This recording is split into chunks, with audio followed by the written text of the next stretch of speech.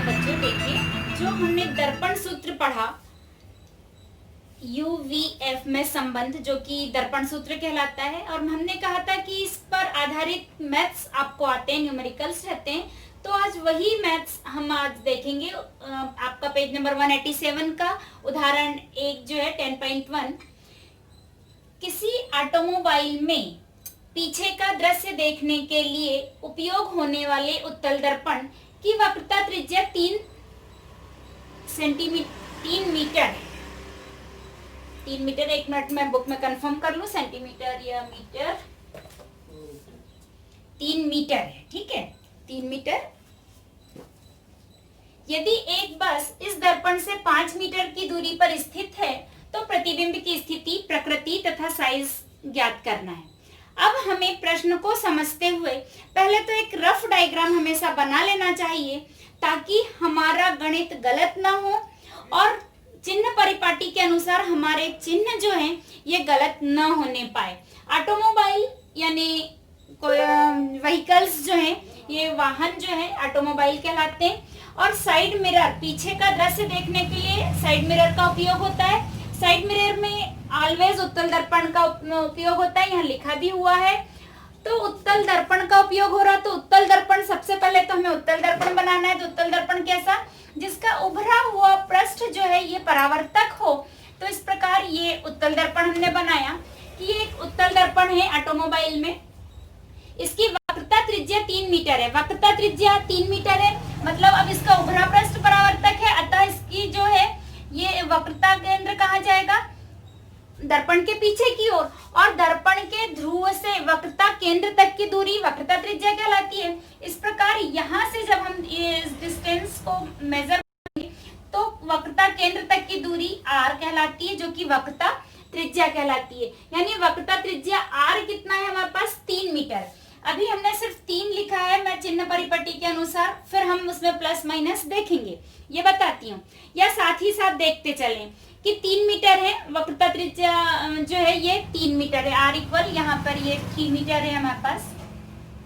अब चूंकि ये दर्पण के ध्रुव से जब मापी जाती है दूरियां, तो राइट हैंड साइड को है ये ऑलवेज, ये सारी दूरी पॉजिटिव होती है राइट हैंड साइड की। तो ये 3 मीटर प्लस में ही रहेगा, इसलिए इसके सामने कोई चिन्ह लगाने की हमें आवश्यकता नहीं है। कार्तीय चिन्ह परिपाटी के अनुसार ये r बराबर 3 मीटर। फिर यदि एक बस इस दर्पण से 5 मीटर दूर स्थित है, दर्पण से 5 मीटर की दूरी पर बस स्थित है, यानी यहाँ दर्पण के ध्रुव से दूरी मापी जाती है, हमने कहा था। तो ये दर्पण का ध्रुव, यहाँ से यदि हम एक परपेंडिकुलर एक लाइन खींच दें तो इस प्रकार यहाँ से ये जो दूरी होगी बस तक की, ये दूरी जो है हमारे पास कितना है, 5 मीटर दर्पण से बस की दूरी। अब ये बस हमारे लिए क्या काम कर रही है, बिंब का, वस्तु, बिंब जो कहलाता है, ये वस्तु जिसको हम कहते हैं, ये वस्तु इस समय हमारे पास क्या है, ये बस है और इसकी दूरी 5 मीटर है। यानी ध्रुव से बिंब की दूरी, वस्तु की दूरी, जिसको u द्वारा डिनोट किया जाता है, ये कितनी है, 5 मीटर। ये 5 मीटर लिखा। लेकिन अब ये देखिए कि ये 5 पॉजिटिव रहेगा या नेगेटिव होगा, इसके सामने प्लस साइन या माइनस साइन। तो यहाँ पे ध्रुव से जब हम देखें कि ये लेफ्ट हैंड साइड को बस खड़ी है, तो लेफ्ट हैंड साइड की दूरियां जो है ऑलवेज नेगेटिव होती है। तो इस प्रकार इसके सामने आ जाएगा माइनस साइन, ऋण चिन्ह। तो ऋण 5 मीटर ध्रुव से बिंब की दूरी। प्रतिबिंब की दूरी, तो यहाँ 5 मीटर की दूरी पर स्थित है, तो प्रतिबिंब की स्थिति, प्रकृति, साइज ज्ञात कीजिए। यानी प्रतिबिंब की दूरी तो हमें ज्ञात करनी है, क्वेश्चन मार्क। और हमारे पास हम क्या जानते हैं, दर्पण सूत्र। दर्पण सूत्र से, तो दर्पण सूत्र क्या है हमारे पास, 1/v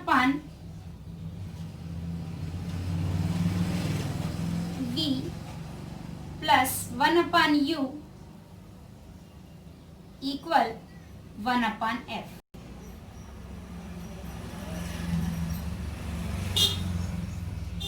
इन तीनों का संबंध दर्पण सूत्र कहलाता है, UVF का। तो अब जो है हमारे पास में जब कोई दो चीज इनमें से दी होगी तब हम तीसरी को ज्ञात कर सकते हैं, जैसे V ज्ञात करना है। तो हमारे पास यहाँ F नहीं है, F नहीं है, लेकिन हमने वक्रता त्रिज्या और फोकस दूरी में संबंध पढ़ा है, उसके अनुसार फोकस दूरी बराबर इसे त्रिज्या का आधा। फोकस दूरी जो है ये यहाँ ध्रुव से फोकस बिंदु तक की दूरी जो कि जो है वक्रता त्रिज्या की आधी होती है, वक्रता त्रिज्या की आधी होती है यानी r/2। फोकस दूरी f इक्वल r/2 यानी r इस समय हमारे पास कितना है 3 मीटर, तो 3/2 यानी जब हम डिवाइड करेंगे तो 1.5 मीटर, 1.5 मीटर हमारे पास फोकस दूरी आ गई है। और इस प्रकार अब हमारे पास f की भी वैल्यू है, u की भी है, v ज्ञात करना है। तो अब हम वैल्यू पुट अप कर देंगे तो एक चीज हम ज्ञात कर सकते हैं। तो देखिए 1/v तो हमें ज्ञात करना है, प्लस 1/u, u है -5, इसको ब्रैकेट में कर दें क्योंकि यहाँ पे ऋणात्मक आ रहा है, इक्वल 1/f। f की दूरी है हमारे पास में 1.5।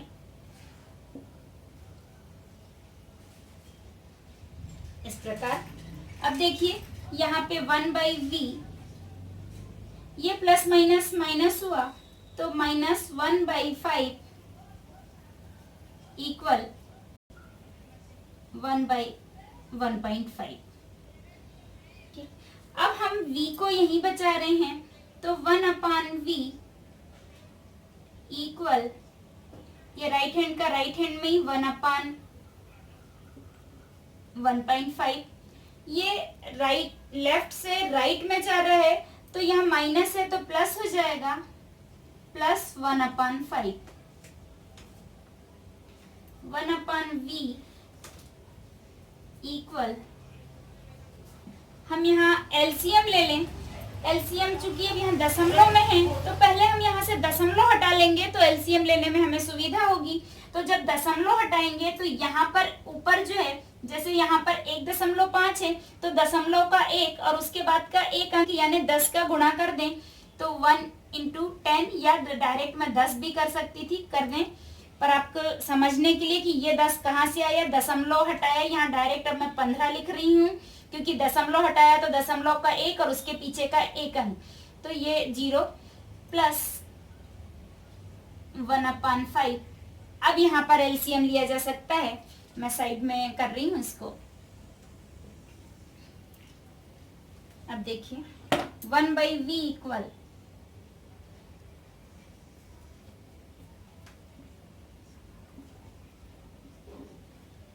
यहाँ 15 और 5 का एलसीएम 15 ही आएगा, 15। आप करके भी देख सकते हैं लगे तो इसको रफ में। अब देखिए 15 1 जा 15 और 1 का मल्टीप्लाई ऊपर किया तो 10 1 जा 10 प्लस 5 का 5 3 जा 15, 3 और 3 1 जा 3, तो 1/v इक्वल 10 + 3 13/15। अब यहाँ पर चूंकि हमको v की वैल्यू मालूम करना है तो तिर्यक गुणा कर लेंगे हम, तिर्यक गुणा करने पर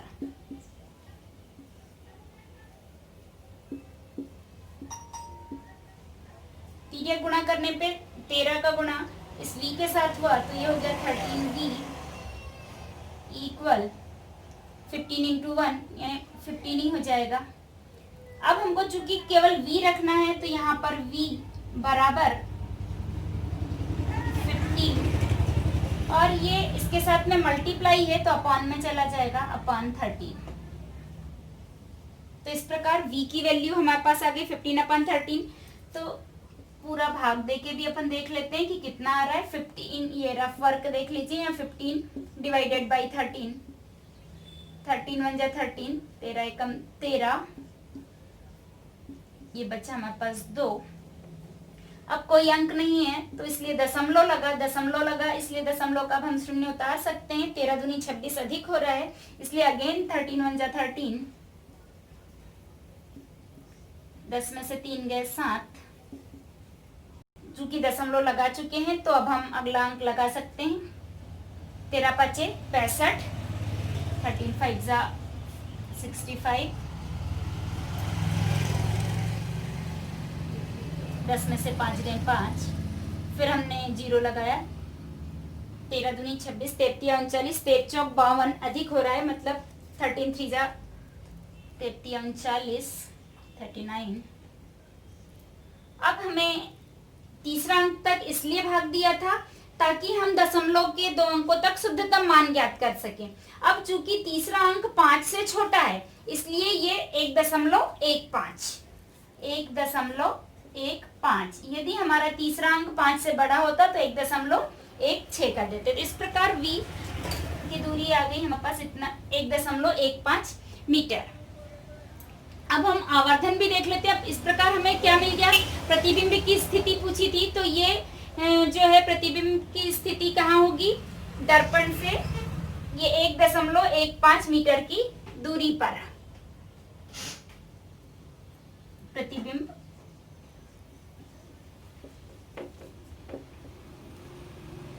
एक 1.15 मीटर की दूरी पर बनेगा।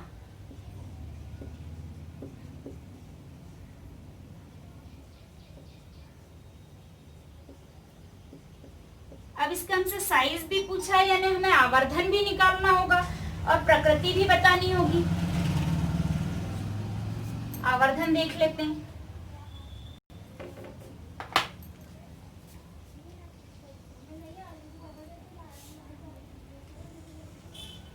आवर्धन m इक्वल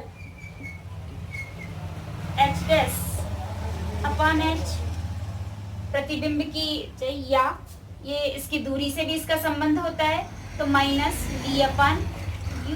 चूंकि प्रतिबिंब 1.15 मीटर की दूरी पर बनेगा ये तो हमने देखा, लेकिन अब इसमें चूंकि हमें से प्रकृति साइज भी पूछा गया है तो आवर्धन भी ज्ञात करना होगा। आवर्धन m इक्वल h' या इसका दूरी से भी संबंध होता है, प्रतिबिंब और बिंब की दूरी से, तो -v/u। चूंकि हमारे पास इसकी प्रतिबिंब की ऊंचाई तो नहीं है पर दूरियां दी हुई है, प्रतिबिंब और बिंब की दूरियां, तो उसके आधार पर हम इसका आवर्धन ज्ञात करेंगे। m बराबरी से -v/u, तो माइनस पहले ये सूत्र का माइनस, फिर v जो है v की वैल्यू आई हमारे पास में 1.15 अपॉन u, u है -5, ये -5।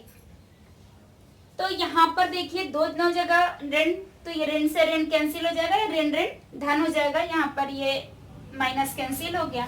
तो m इक्वल 115 मैंने इसलिए कहा कि हम इस दशमलव को हटा दें, तो यहाँ पर हमारे पास में 5 गुणित दशमलव का 1, दशमलव की जगह दशमलव के बाद 2 अंक हैं, तो ये 2 अंक अब 5 से कैंसिल हो जाएगा, 5 एकम 5 और 5 दूनी 10, बचा 1, 5 तिया 15, यानी 23/100 आया। तो 23/100 का अर्थ हमारे पास हुआ कि ये 2 अंक के 2 जीरो के 2 अंक और 1 का आगे हम दशमलव लगा दे तो 0.23, और पॉइंट से पहले हम 0 लगा सकते हैं, 0.23 आवर्धन है, यानी इतना बड़ा इतना गुना होगा प्रतिबिंब।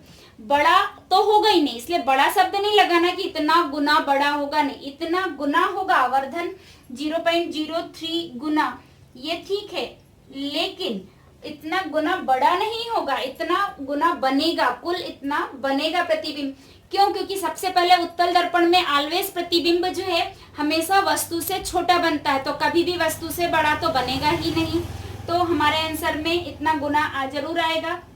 स्थिति जो है ये 1.15 मीटर की दूरी पर बनेगा, परंतु यहाँ पर आवर्धन कैसा है, धनात्मक है, यानी प्रतिबिंब कहाँ बन रहा है, राइट हैंड साइड में, और राइट हैंड साइड में दर्पण के पीछे बन रहा है। प्रतिबिंब कहाँ बन रहा है, राइट हैंड साइड, यानी दर्पण के पीछे। प्रतिबिंब दर्पण के पीछे पीछे 1.15 मीटर की दूरी पर बनेगा।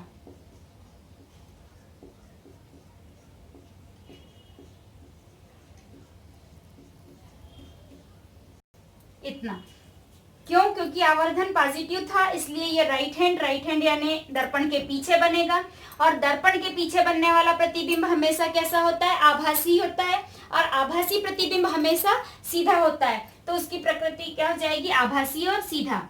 प्रकृति क्या होगी उसकी? आभासी और सीधा बनेगा। प्रतिबिंब आभासी और सीधा होगा। सीधा, क्योंकि आभासी प्रतिबिंब हमेशा सीधा बनता है। साइज कितना होगा उसका?